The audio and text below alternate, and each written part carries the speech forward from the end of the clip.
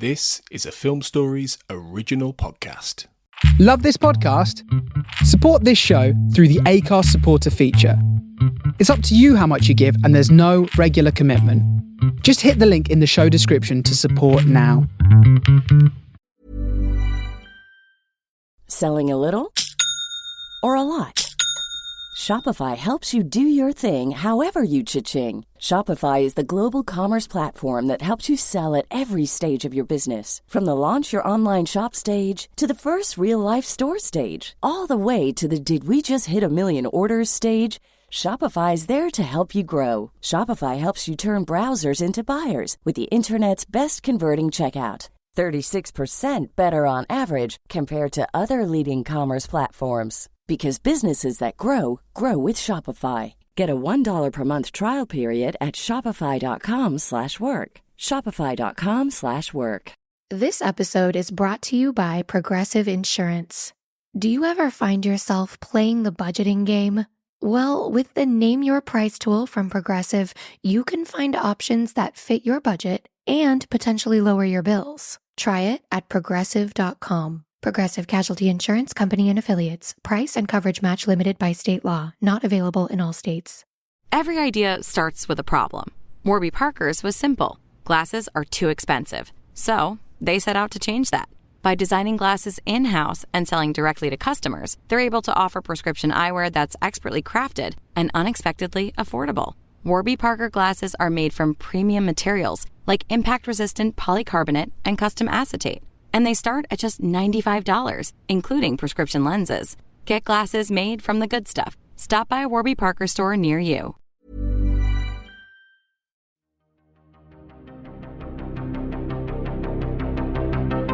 This is Writers on Film, the only podcast dedicated to books on cinema.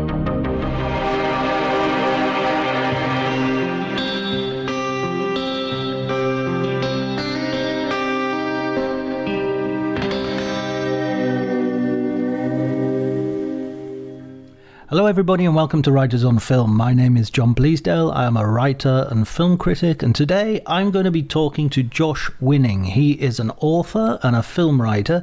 He's written 2 novels, The Shadow Glass and his latest book, Burn the Negative, a horror novel I should say, set in a film environment around, well, yeah, I don't want to spoil it because we're going to talk about it, and I think you'll get a clear idea of the atmosphere of the book and Josh's intentions. So I'm going to leave that to him to elucidate upon. If you enjoy the episode, please remember to like, subscribe, leave a review, spread the word. You can follow me on Twitter at Dr. Jonty, DRJONTY, small pause then, as I thought, should I call it Twitter or should I call it X? I decided to call it Twitter. I wonder when we will change our habits, or maybe never. Maybe it will collapse before we have to. Never mind. Anyway, don't worry about all of that. We'll just enjoy the conversation.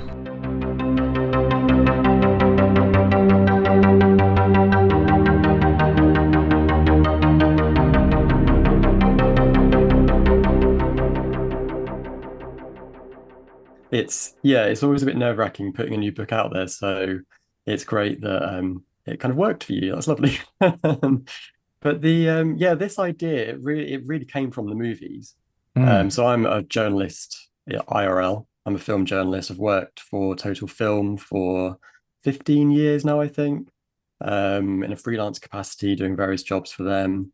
And one of the jobs that they sent me on was flying out to upstate New York to meet Lorraine Warren, who is probably a familiar name to anybody who's watched the Conjuring films, because she was the paranormal investigator, parapsychologist, perhaps they call themselves. It was her and her husband, Ed Warren, and they were very famous in the 70s for investigating so-called paranormal occurrences. Weren't they the couple behind the Amityville house? Was that absolutely, yeah. Oh, right, okay. Yeah, so that was one of their big cases that they did. They also came to the UK, and she wandered around Borley Rectory one time. And a lot of the Conjuring films are based on cases that they investigated. And so I went to meet her as part of press for The Conjuring 2. I think it was around 2013. And there was like just a pack of us journalists who were shipped over to America. We went to her house, which was very unusual, sort of. I forget where it was. It was upstate New York. I always forget the names of these places. I want to say British Columbia. It wasn't. It was because that's in Canada, obviously. It sounds similar to that. Maybe it was Connecticut. I think it was in Connecticut. Right. Yeah, Connecticut sounds right, actually. Yeah, yeah. So it was like, and from the street, this inconspicuous American house, but Lorraine had added to it over the years so that it actually had 13 different levels. And it's not quite the sort of like hulking monstrosity you imagine. It was 13 very subtle levels, steps up and down here and there all over the place.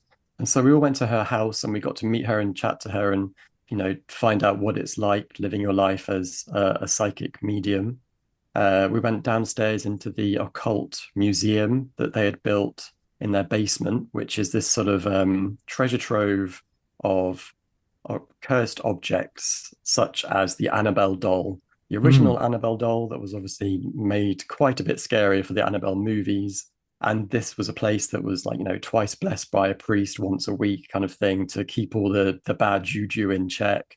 So I found Lorraine Warren fascinating because she so completely believed in the paranormal, but she wasn't afraid of it. She was incredible. She died a couple of years ago, but she was so confident in her faith. She was a Christian. She believed in these awful things that happened, but she believed that she was protected by God. And I just found that really interesting. I'm an atheist myself, but I found her as a person really fascinating. And I thought one day I'd love to write a book about a psychic and kind of just dig into that a little bit and explore that. And so that was the seed of the idea for Burn the Negative. And because I think, I'm an author, you draw from your own experience. My idea became, what if I paired a psychic who was sort of a bit skeptic about the paranormal with a journalist who maybe believed in it a bit or had experienced it a bit? What if I put them together and they investigated a case together? And that's where Burn the Negative was, birthed.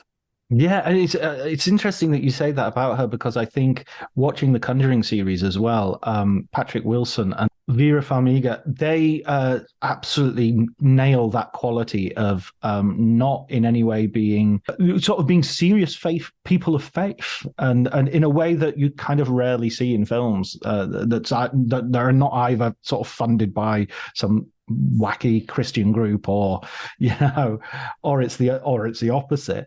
But yeah, they really nail that. So yeah, with Burn the Negative, you have that idea of the psychic and the journalist, but you also have this idea of the cursed film, which I found fascinating. And most people will look at this and their first thoughts will perhaps be Poltergeist. Yeah, Poltergeist is a big one. It's obviously famous for the tragedies that befell a number of the cast members involved in the film. I didn't really set out to write a book about cursed films. I was more interested in Laura, the protagonist, who's this journalist who goes to visit the set of a horror series that is actually a remake of the cursed film that she starred in as a child. And I was just really interested in her. I think the curse, I could have slightly taken or left it, but I wanted to really get to grips with this person who had endured some weird kind of movie-based trauma in their childhood and ran full pelt in the opposite direction until she couldn't run anymore. But I do think that cursed movies are interesting. Well, I say cursed movies in a very like big, massive inverted commas because, I think the reason I find them interesting is because we have added this meaning to these films, and it's easy to get swept up in the ghoulishness of it and the idea of these horrific things happening to people. But then you remember these really are people, regular, real life people who died in tragic circumstances. And so that's why I was quite careful with Burn the Negative to not really base the book or anything in it on anything specific to real life because I didn't want to, exploit anybody else's trauma or anything. But also, that wasn't what was interesting to me. I was more interested in the meaning that we apply to these films and what it is about the idea of a cursed film that is so compelling. Yeah, it strikes me that because you put that skepticism in the book as well. There's one moment where somebody's talking about the Wizard of Oz. There's a munchkin that commits suicide on screen, according to some, internet law. And you're saying, oh, that's not. One of the characters is saying, oh, that's nonsense, and it doesn't. It's just a thing. But it is kind of like that Faces of Death thing of and the popularity of the idea of the snuff film in the 70s, that there's this almost a magical quality to seeing death on screen, which kind of predates the internet, because once you get mobile phones and the internet, then seeing people dying on screen becomes a relatively easy thing to do. If that's what you want to go and look at, you can find those videos. But in the 70s and 80s, the idea that you could see someone actually die in front of you was like, I don't know, it just had an importance that, unfortunately, I don't think it does anymore. Yeah, and not to be reductive, but I think there is sort of a bit of a magician's trick about it as well, where people kind of want to know, oh my God, did they actually cut that cow in half in Apocalypse Now? Did they actually, there's a snake in Friday the 13th that someone machetes in half. Did they really kill that snake? Because I think, yeah, there is that weird attraction towards the darkness of human nature. It goes all the way back to like the Colosseum. People used to pay to watch people being killed for real, of a weekend back then. And so, yeah, I think that's definitely bled through the ages into movies, because movies do have this mystique about them where, as a film journalist, you try to explain to people that when you when you interview famous people, it's not the same as just meeting somebody on a night out for a drink. It's so artificial. You've got a clock running. You go into a room, you chat to them. You've got some questions you've got written out. You chat to them for sort of 20 minutes if you're lucky. They'll probably cut it down to 10. And then you're gone and you're done and you're forgotten. And people want to know, what were they like? What were they really like? And you can either say they were great or you can say they weren't great, and people can react accordingly. But you're never getting a full impression of that person. They're more of an idea, in the same way as a cursed movie is an idea. Yeah, I always find it funny if you interview someone and then for some reason you meet them afterwards, like at a social event or something. You've interviewed them, you've been part of an interview junket, and then you go for a drink at the bar and you bump into them there, and it's sort of like, oh, hi, and you just see a totally different person suddenly emerges. And I've had that a couple of times happen, and it shows you the distance between who they actually are and the interviewee. Although there have been a few people who I just think, that's just absolutely who they are. Jeff Goldblum would be one of those where. Oh yeah, I've had a run in with Jeff Goldblum. there you go. He was lovely. But I know what you mean. I kind of reference this a bit in the book as well, where when the structure of an interview is suddenly removed and you meet these people, it feels like this wild moment of unpredictability. You don't have something to actually bring you together necessarily. So you're suddenly in the Wild West with them, kind of thinking, oh, do I talk to them? Do I not talk to them? What even do I talk to them about? Do I want to even talk to them anyway? Is there anything that we should or could talk about? No, absolutely. Thing. Yeah. Do I really want to be friends with Harrison Ford? I mean, yes, obviously, but do I? Yeah. And then you start going into like the rabbit hole of like, but what do I actually want from a friend? It starts to get a bit weird. I mean, if I call him at 3 o'clock in the morning, is Harrison going to be there for me or not? That's the. No, absolutely. I think all of that stuff that you've got Hollywood absolutely nailed down, and the junker and the idea as well. There's this kind of give and take between like they really need the interview, for the publicity, so they're willing to accommodate the journalist to some degree, but also they don't want the journalist to go too far, and they want to only be seen in a certain light. Oh yeah, like I could go on and on about the weird power play that is going on there when you are part of, when you're a journalist and you're interviewing the talent, which is sort of like a director or an actor or whatever. You've always got the buffer of the PR between you. And it's this really bizarre power play where essentially the talent, as they call it, they need to sell the film. They need you to sell the film.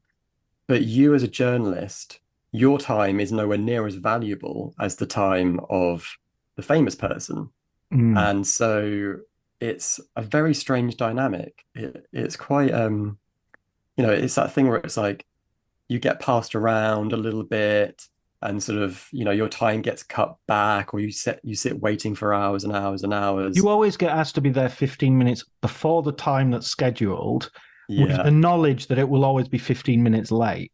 Oh yeah. Oh yeah. So there's always a built-in 30-minute wait if you turn up on time, Yeah, totally. I've only ever had it once that a PR phoned me when I was on the way to an interview. I was going to Soho Hotel in London, and I was, 15 minutes early, and I got a phone call saying, "Oh, hi, Josh. I just want to check you're on your way because John Goodman, who I was interviewing, is ready for you." And I was like, "What the hell? Like, what? This has never ever happened in my life." So I had to run to get there, thinking I still had a good hour of sitting around. And I just walked straight into the room. It was bizarre. It's never happened again. How was he? Oh yeah, he was lovely. He was it was like a career retrospective. So never had an Oscar nomination. I know, and he is fantastic. But he the thing that really strikes me is the memory of asking him about the Flintstones movie, and he just flat refused to talk about it. He said to me that he had no memory of making that film. And I mean, what can you do in that situation? And I just kind of went, "Oh, that's strange. How strange." Was he hit on the head by a boulder while he was making it? Sort of thing? Yeah. That is, that's not exactly a secret. That's not exactly.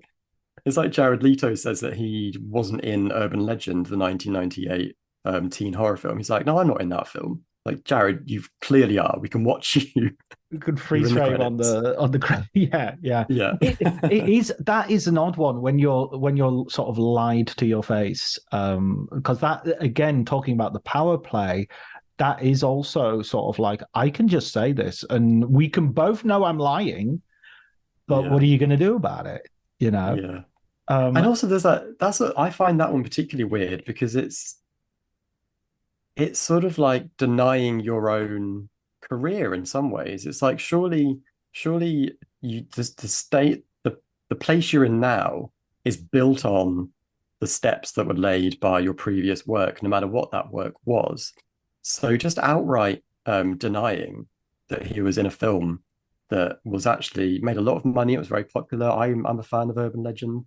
To just deny that he was even in it is a really strange thing to do. Yeah, I mean, I just sometimes think there's a, I think I've mentioned it on the podcast before, but I remember meeting Brian De Palma and asking him, saying, "Oh, you must be it must be great to be here in Italy, the home of the Giallo and Dario Argento, to show this film, which obviously has these influences. I've never seen a Giallo in my life." And it was like, Wait a second. Wait, what? Wait, what? What are you talking about? "Oh, my friend Martin Scorsese tells me they're good, but I've never seen one." I was like, wow. It's like, it's all, and he's sort of staring at me going, go on, motherfucker. Yeah. Go on, just tell me I'm a liar, Have a go. Like, exactly. Come on, have a go if you think you're hard enough. Back to the novel, where before we stray too far into the lying celebs and the dirty lies they tell me. So we've got the Cursed movie, which as you've said, you wasn't your principal thing, but I think has this fascination for people. And you've also got something which I think is probably one of the hardest things to do in horror, which is sort of to come up with a really convincing and genuinely scary villain in the Needleman. And I was thinking, this is an ingenious bit of casting here. Oh, really? Oh, tell me why, because I'm still a bit funny about the Needleman. So you Oh, really? tell me your thoughts. Yeah. Oh, okay, right. I once wrote a story called Mr. Knives. It was just short story, and it was just about a guy who basically wore a coat which he could press a button and these knives would just flick up, and he would just embrace people and then press a button and he'd get Oh, you know. And it's just that thing that you actually say in the novel of something sharp and pointy, so claws or ice picks or a hook or and a machete, anything like that. And a guy walking around with a gun is not a horror villain. yeah, yeah. It has to be something bloody and visceral and sharp, a razor blade. So I just have that, and I just like the needle as a concept was, and of course I don't want to reveal too much about the story, but it also sort of picks up on some of the metaphors that you could in terms of certain types of behavior as well. Yeah, yeah. The Needleman. I did an interview last week where the interviewer talked about Freddy Krueger Mm.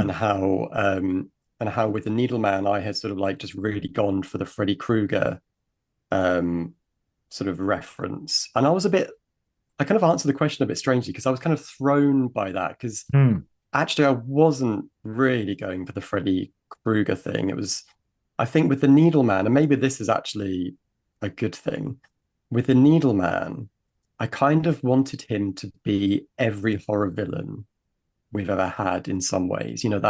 That silhouette, the black coat, the hat, the bandages, the sort of needle point fingers.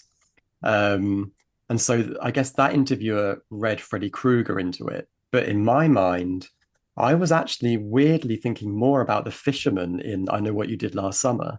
Mm. That imposing black coat with you can't see the face, and he's got the hat tugged on top, and he's got the sharp hook in his hand.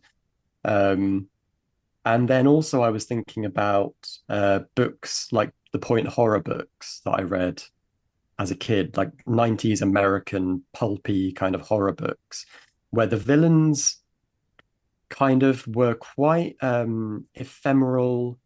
They were often you weren't really sure if they were there or not.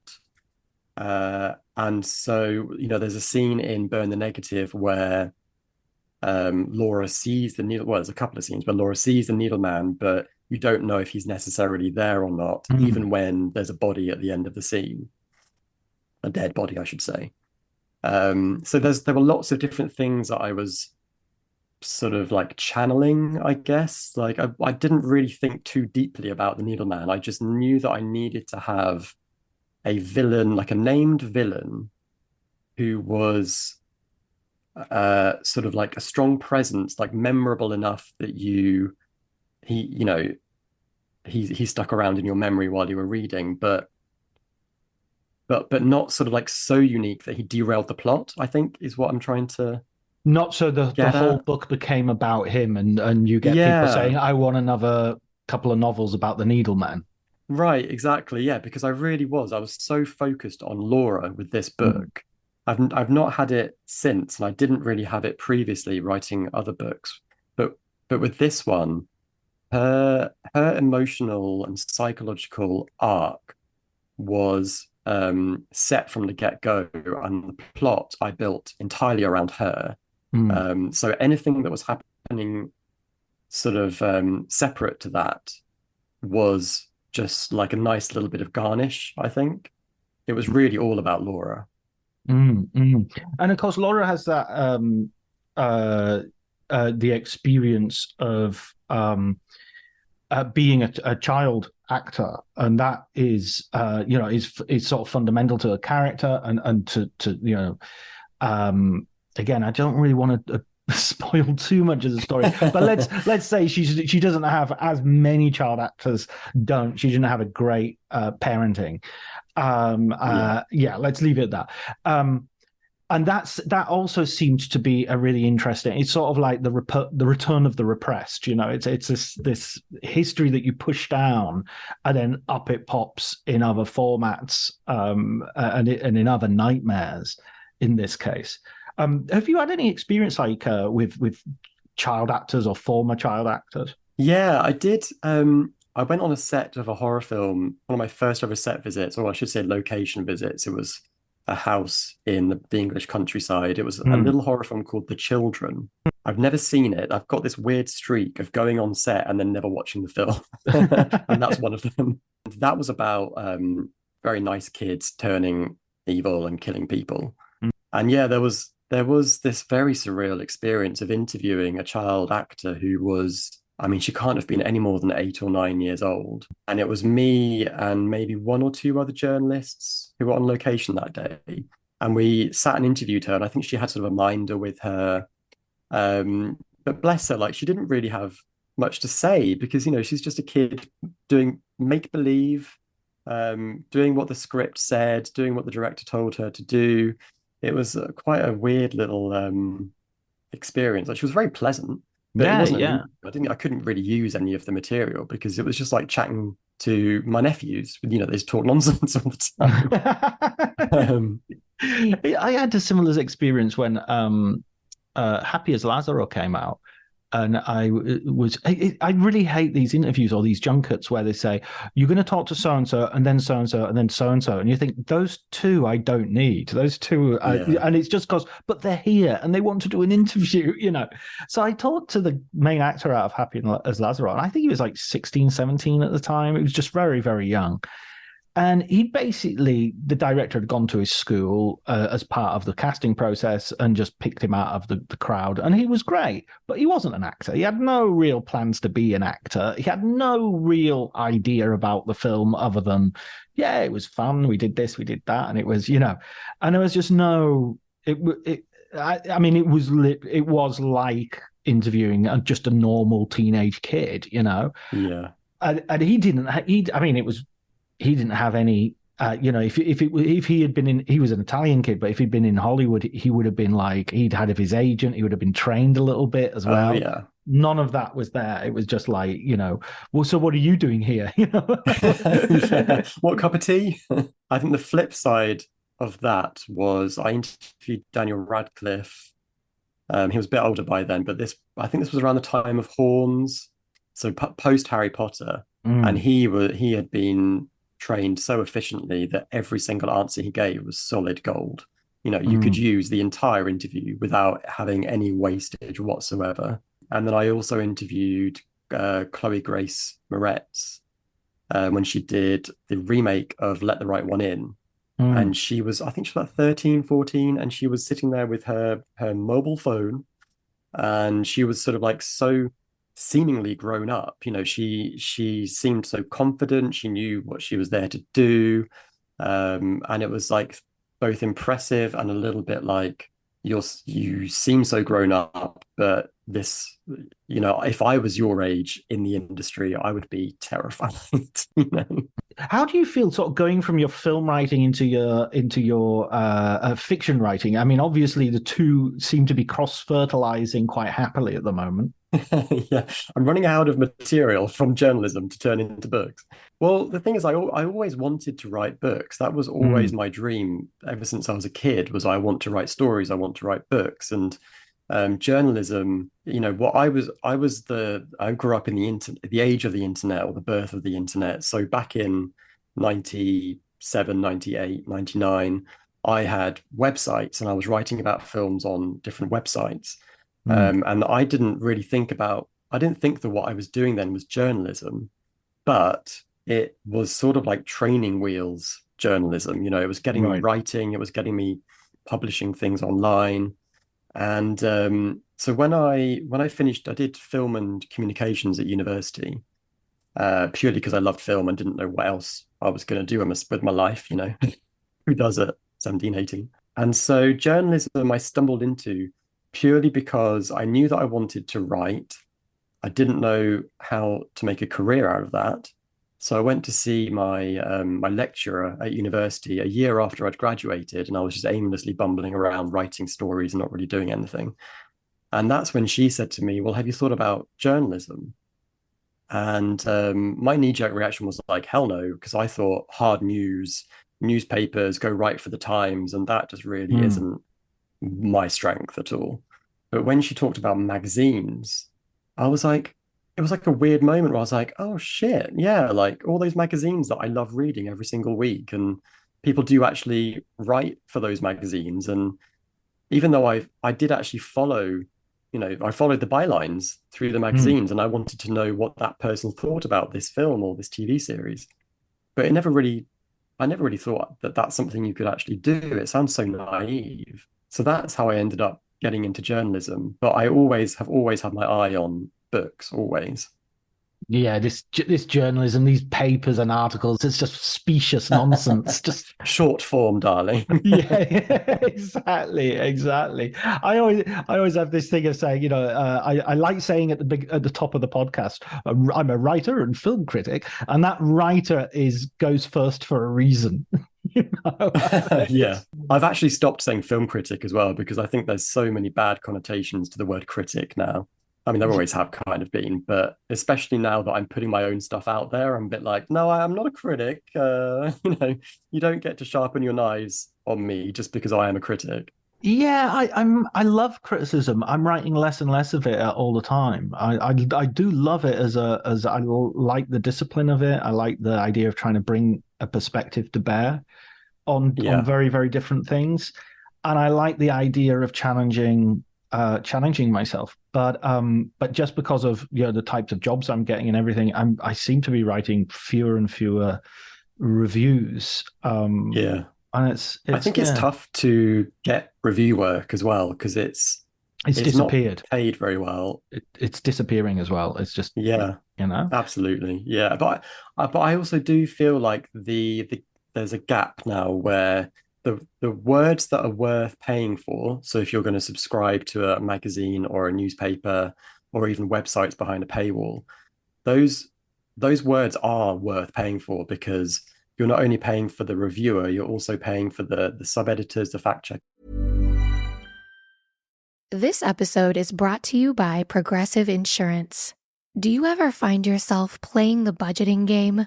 Well, with the Name Your Price tool from Progressive, you can find options that fit your budget and potentially lower your bills. Try it at progressive.com. Progressive Casualty Insurance Company and Affiliates. Price and coverage match limited by state law. Not available in all states. My dad works in B2B marketing. He came by my school for career day and said he was a big ROAS man. Then he told everyone how much he loved calculating his return on ad spend. My friends still laugh at me to this day. Not everyone gets B2B, but with LinkedIn, you'll be able to reach people who do. Get a $100 credit on your next ad campaign. Go to linkedin.com/results to claim your credit. That's linkedin.com/results. Terms and conditions apply. LinkedIn, the place to be, to be. Because the editors themselves, the commissioning editors, all those people who are curating this content to ensure that it's the best content for you. And I think that people are less willing or less able as well. We're living in tough times. People aren't able to pay for that content a lot of the time. So I think that it's tough, but people still want the quality, even if they don't want to or aren't able to pay for it. So I think we're in quite pinched, strange times when it comes to professional writing. Do you feel that you're a horror novelist first, though? Is that where you want to go? Do you want to maybe leave the film world and go more into just writing pure horror? The short answer is I don't know. Right. I don't know. I think that everything is just so precarious that if you have a job, you should probably cling on to it with, did your last breath. So I have got a part-time job, right? I work for Radio Times magazine. I'm on their film desk, so I do 3 days a week there, and that's great because that gives me time to write outside of those hours. So I'm I enjoy it, and I like the people I work with. So I'm loath to just throw that away to sort of like to wade too deeply into the strange, unpredictable world of books. because you're hot shit one day and then you're dog shit the next day. It can happen in a breath. So I think like long term, I want to be able to keep writing books. I love books. I love the challenge of a book, the puzzle of a book. But it's getting harder and harder, I think, to actually get a book deal. So I can't really predict what's going to happen, sadly. And for some of our listeners who are thinking Radio Times, what's that? Yeah. You're probably listening to this via wireless, so check yourself before you get too judgmental of Yeah. old-fashioned words still being used. Yeah. It is hilarious how I can basically, if I say to somebody who's over 50 that I work for the Radio Times, their face lights up. I love They the know Radio it. Times. They love it. That was our Christmas magazine that you'd get every Christmas. Exactly. But we're like a young magazine now, which means that we are our demographic between the ages of 40 and 50 is booming, which makes us young. Which is wow. nice. Amazing. Yeah. Good stuff. Yeah. So what are your influences as a sort of as a writer, or even obviously looking at cinema, because horror is something doesn't stay in one lane at all. What's your the genre masters that you go to and look at? I think in terms of films, I think that Scream came along at such a like perfect moment in my teenhood. I saw the second one first because the video shop didn't have the first one, all that kind of stuff used to happen back then. But I would have been, a late teenager back then. And I think that voice, that Kevin Williamson voice, that Wes Craven voice is just ingrained in me. And I think it was sort of like cemented by all the try-hard copycats that came after that also had that voice. Or, they just hired Kevin Williamson to dust up a script for them.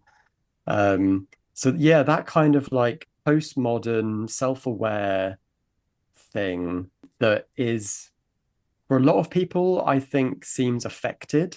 I think that there's it has its detractors, absolutely. People who watch Dawson's Creek and kind of go, oh, teenagers don't talk like that. Why do they talk like they're in a coffee shop in their 30s? But for me, that is sort of like the voice of my generation.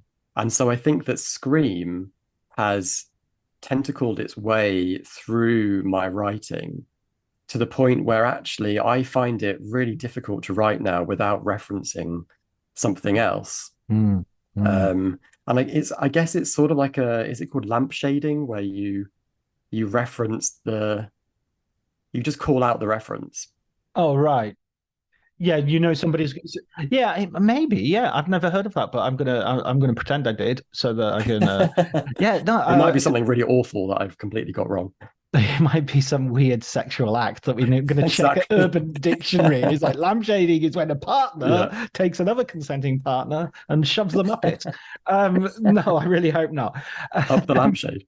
Yeah, exactly. Yes. Yeah, you do that in the book, of course. There's sort of like a moment where someone refers to the Needleman and says, "Oh, it's like Freddy Krueger, but it's not a joke." It's sort of which is there's a bit where there's a discussion about Final Girls, and one of the characters is like, didn't they already make that movie? And then you get to play around with those tropes, because it's like once you've called them out, you basically have free reign to do whatever you want with them.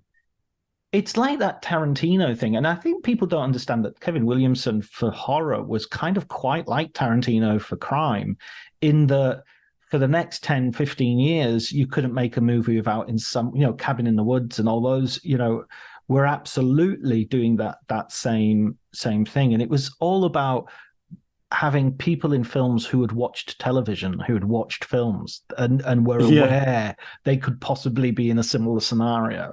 Yeah, definitely. I just love that sort of deconstruction of stories. And I think that's always been in my viewing, so if I look back at things that were massively influential to me, like The Neverending Story, that is a story about a story where the kid is reading a story, but he's got an avatar in the story itself.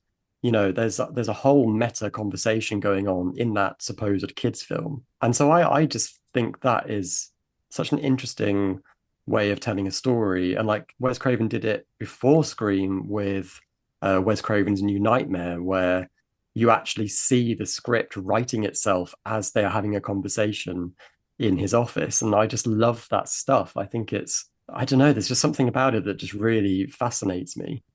I think New Nightmare always feels like a tryout for Scream. That it sort of hasn't quite got it. It hasn't quite worked out how to do it, but you can see the road he's on. Oh yeah, yeah, completely. Yeah, but I love that they did that independently of each other. You know, Wes Craven made Wes Craven made New Nightmare 94, and then this hotshot writer comes along with Scream. I don't know if he saw New Nightmare before he wrote Scream. I would be really interested to know if he had, because they're like paddling in the same bloody pool, aren't they? What an image. Oh, thank you for that image.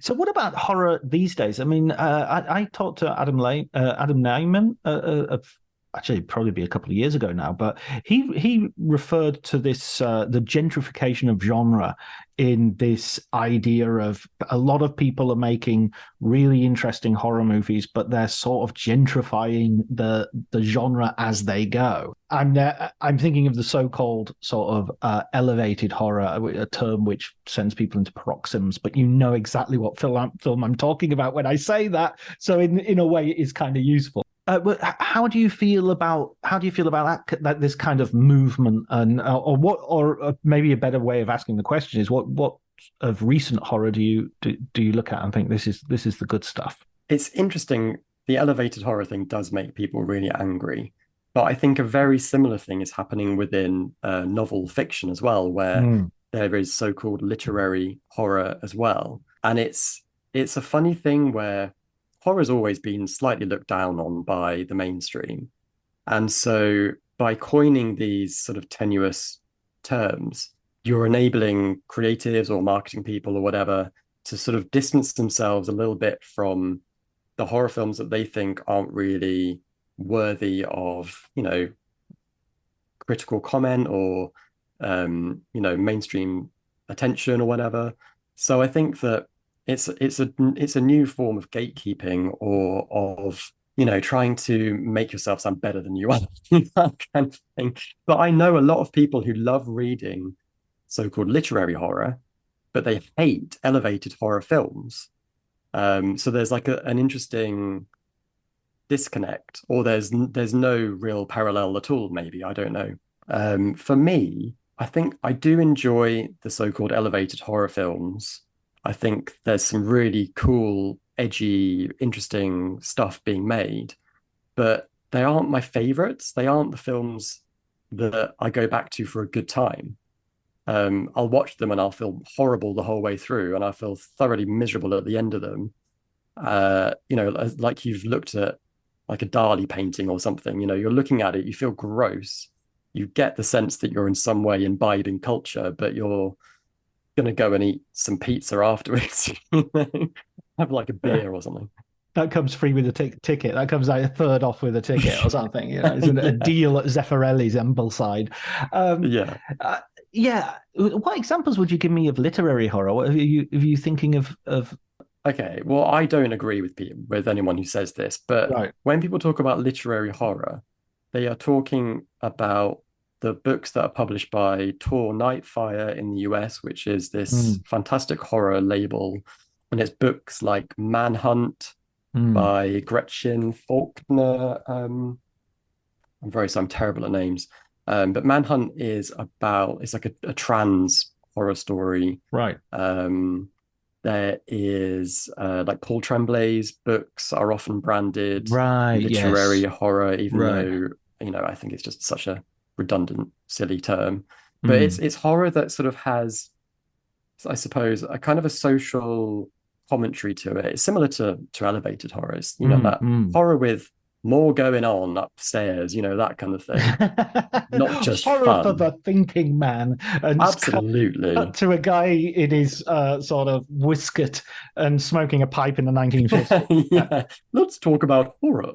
Yeah, precisely. Yeah. I mean, I know exactly what, from a production point of view, I sort of see, because I go to lots of pitch meetings and things like that, and I kind of see that if you're making a low budget movie in the 1980s, 1990s, well, 1980s, the chances are you'd make this low budget movie and you talk about social realism and you talk about how you're going to go into a certain situation. You're going to film things. It's going to be handheld. It's going to be very raw.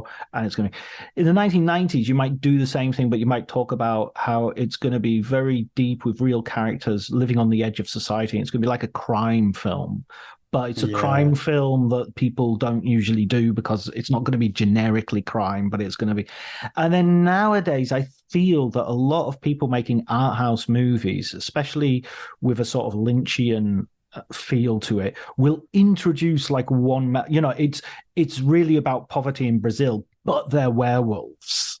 Or it's really about a black experience of living in New York, but he's a vampire. And it's sort of like, but it doesn't have anything, it could really easily not be a vampire. And you could just, you know what I mean? It doesn't really, you're not bringing much more to the table, except you're sort of like jazzing it up a bit, Yeah. And I think that jazzing it up a bit can sometimes fall a bit flat. I think you can, if you're not being really honest to your story, do you really want to tell a story about a vampire who's a 14-year-old boy? I'm sorry, I'm using that example. That's actually not a bad film. It's a film called Transfusion. But that is a real example of they obviously have that money and they're and that budget, and that's what they're going to do, I don't know. I think that it's getting harder to sell. It's getting harder to make films, maybe. I mean, it's always been hard, but I think it's especially now. And I think that it really does have to have that killer hook. It's got to be a high concept nowadays. And I think that's the reason for the escalating, but it's about that kind of stuff, is the attempt to like hook somebody's attention if they're scrolling through Instagram or just happen to catch a bus stop or whatever. So like I'm racking my brains trying to think which horror films from the last 10 years have become all-time favorites that I'll go back to over and over again. And I can't really think of many. Like, there have been some great horror films. I think that that female directors have really been doing amazing stuff, like Raw. I loved Raw.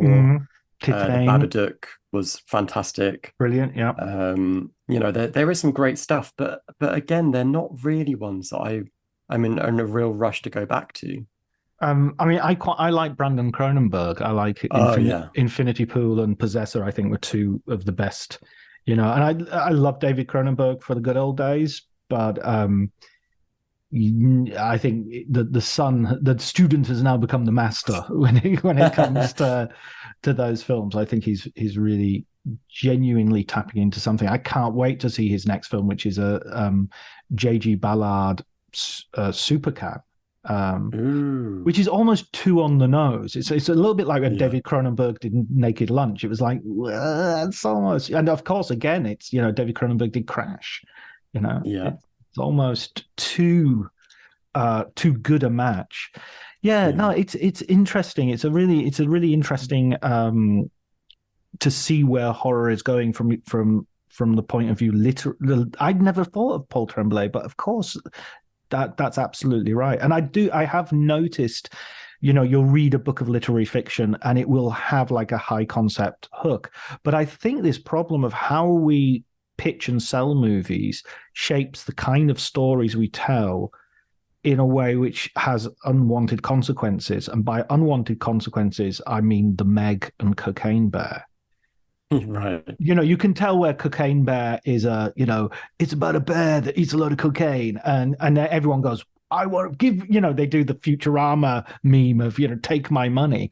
But hang on a minute. What's the story? What's the bear's journey? Well, but even that, I mean, those pitch sessions where someone sits down and says, well, it's all about friendship, really, or something like that. You just want, there's a bit of me that just goes, you're filling empty boxes that you have to fill because it's on the form. But is it about friendship? I mean, Jaws kind of does have this male camaraderie to it, as well as being about a big shark. But Roller Coaster is just about roller coaster. Yeah, yeah. You know what I mean? I'm not.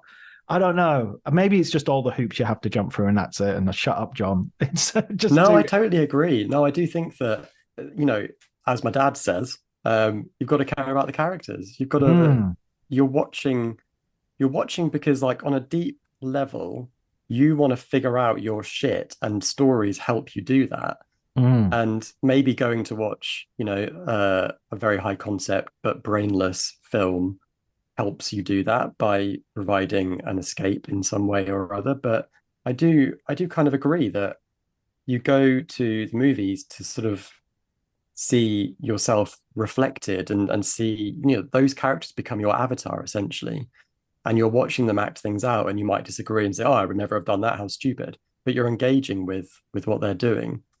And I do think that the art of the character arc is something that maybe gets a bit lost sometimes. Not that I'm speaking from any place of authority or, my book's great, whatever. But No, I do think that you want that emotional arc. It's why the Star Wars, just to make a really easy, take an easy blow, the Star Wars prequels for me didn't work because the emotional arc is just, what is it? It's not even there. It doesn't really exist in any way that isn't superficial. Yeah, and there's only so much you can do about how this guy turns into a villain in a movie which is essentially for children. It's just like, and I mean, to give it his fair due, he does sort of go and kill the younglings. So it does go to some dark places, but I don't know. I mean, I want to rewatch the prequels again because I'd met a person recently who swore to me that they were the best of the Star Wars series. And I was like, whenever I meet someone like that, I think, you're crazy, but I kind of want to I want to sit in your head and watch the films to get what you're getting out of them, Absolutely. I love it. I love it when people love things. And you want to be able to love it in the same way, but we're all different, we don't all see the same things. That's my experience of going to festivals. Everyone who's at that festival is incredibly knowledgeable about film. Nobody goes to a festival not knowing anything about films.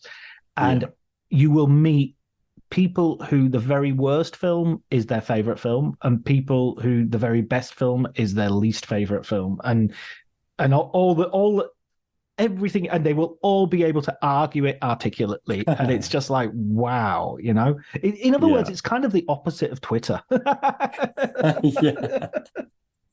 Yeah. Listen, Josh, it's an actual conversation. Yes, exactly. And you can drink stuff and you can have sandwiches. And it's amazing. Listen, Josh, before I let you go, I have to ask you for a recommended film book. By the way, I think you're the first novelist we've had on. No, you're not. You're the second, because we had Alan Dean Foster talking about novelizations. So, but then he does have his whole. He was a novelist beforehand and all the way through and after as well. So I would love to get in on that novelization gig, because that sounds like so much like fun, but also quite easy, hopefully. Well, he was actually very, very honest about it. I was like, what do you do? How do you get into them? And he was just like, I got a music stand on my desk, and I put the script there, and I put it on page 1, and I start typing in the dialogue and sort of filling in he said, she said, and I was like, wow. It's not that. I describe some of it because you can't see it. It's like, really, it's really that easy. But he was I want that job. Well, unfortunately, he's kind of not got that much of it anymore because DVDs came in and everyone... Yeah, I mean, novelizations were our DVDs, they were our... Yeah. And there were a whole series. I get very obsessed with these. There was a whole series of Dirty Harry books. Wow. It's just like not novelizations, but actually continued adventures of Dirty Harry. Wow. And then you've got a series like Die Hard, which I think is like 3 different novels from 3 different authors, and Die Hard 2 is a novel from a different series, and Die Hard 1, I think Die Hard 1 is a novel by a guy who wrote a novel, and the character was Frank Sinatra in The Detective. Yeah. And so when Die Hard came along, he had first refusal because it was part of his contract. If we ever make a sequel, you have to offer it to Frank Sinatra. So Frank Sinatra was offered Die Hard, which would have been amazing. It wouldn't have been. Can you imagine? Yippee-yi-yay, motherfucker! It would have been doobie doobie doo. Just like dancing down the elevator shaft. Absolutely. Champagne. That was a little bit more Pavarotti than Sinatra. So, Josh, the question was recommended film book. So mine is The Book of Horror by Matt Glasby, who I think maybe you've had on the podcast previously. Yes, he's been on the podcast. Yes. It's a beautiful horror book. It's basically looking into the scariest films ever made. And I think it starts with Psycho and it comes all the way up to present day of whenever it was published, sort of 2 or 3 years ago. It's got beautiful art in it, and it very cleverly rates each film in terms of like what it is about them that is scary. So there's trying to remember what the definitions are. I can't remember, but it's a really cool horror book. I really recommend it. Yeah, it's sort of like gory or jump scares or sort of sense of doom. Yeah, absolutely, exactly. Yeah. What's the thing that in a horror movie scares you the most? What's the thing that somebody coming into your house at night when you're asleep? That to me is terrifying. I find it really interesting how there seems to be like a real split in terms of some people are terrified by ghosts, some people are terrified by humans. So I've got a friend who is obsessed with true crime. She will devour true crime like nothing else. But if you start talking about a ghost story, she is out of there. But I am the complete opposite. If talk about ghosts, that's fine. They don't exist. But an actual human being coming into your house and, whatever happens from there on, that is absolutely the worst thing that could happen, I think. The Strangers or something like that along those. The Fall, the TV series, The Fall. Yes, that gave me nightmares. Right, worst nightmare. What about you? Well, actually, William Friedkin died this week, and I find The Exorcist very scary, but not for the reasons that are usually, it's because it posits a universe in which the Catholic Church are right. I find God, yeah. You know what I mean? I find that idea that this is the way the universe is organized is the most terrifying thing. I mean, it's like Angel Heart creeps me out. So that thing of like a universal, I mean, I kind of like Lovecraft for that because it's about how indifferent the universe is to you. And so, Lucio Fulci's The Beyond has a sort of ending which is incredibly, so that sort of metaphysical horror is very, but if I had to say something sort of local, like a local scare, somebody being in the house, it would definitely somebody appearing at the back screen of and I'm a sucker for jump scares. I fly in the air recently we watched whenever it came out, we watched The Quiet Place, and we do this thing of having popcorn and putting M&Ms in the popcorn. It's a recipe that I've made myself, and so we had that, and The Quiet Place 2. We're at the cinema, and The Quiet Place 2 is on, and the first jump scare happens, and of course I just jump, and the freaking M&Ms hadn't sunk far enough, and they went all over the place and rolled to the front of the cinema because the rake of the cinema is a very shallow one, so you just hear them rolling slowly to the leave them. But maybe this could be a sequel to The Book of Horror. It could be the popcorn test. Exactly. You get sent to horror films, and if you send popcorn and M&Ms flying everywhere, it gets a 10 out of 10. Absolutely, but the M&M test will be the Bechdel test for horror films. Well, listen, Josh, it's an absolute pleasure talking to you. It was wonderful reading your book. I love that kind of horror. I know it's a real cliche, that page turner stuff. And I loved. Oh, that was something extra I wanted to add. Is the sort of, you have sort of in between the chapters, you have those pages of the screenplay and pages of a review and an interview and stuff. And that takes me all the way back to Dracula and the excerpts from a newspaper. That stuff is the literary version of found footage. Yeah, totally. I kind of, when my editor first started talking about how they were going to design the book, he said, I'm not really sure if we need to design the interstitials, the found documents. And I kind of said, well, I feel like if we're going to do them, we should kind of do them. Yeah. Thinking that they would put together something quite basic. And then the book designer went absolutely beyond my expectations, around the world and back again. She actually, I think she did the design for Grady Hendrix's The Final Girl Support Group book as well.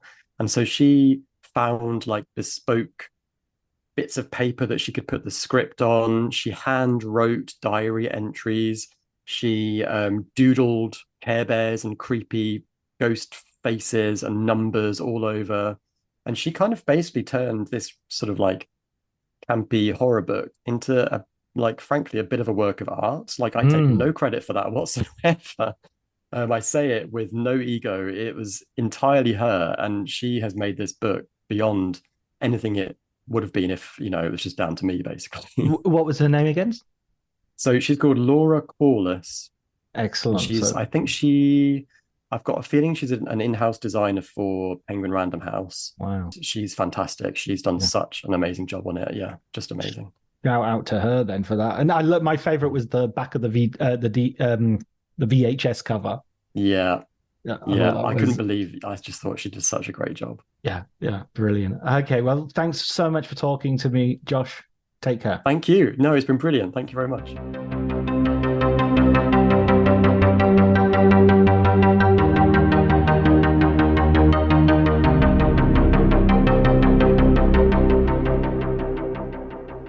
I hope you enjoyed the conversation. I certainly did. You can get Josh's novel from all good bookshops, as they say, and from all internet sites. I'll put a link in the show notes so you can just tap on that in order to secure your own copy, as I'm sure you're doing right as I'm speaking.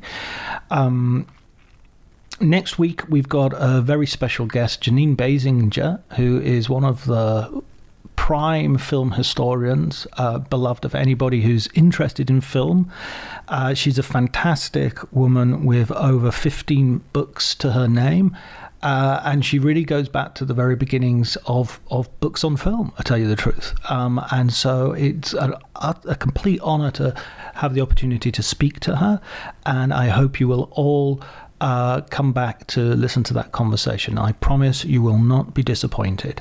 Until then, take care.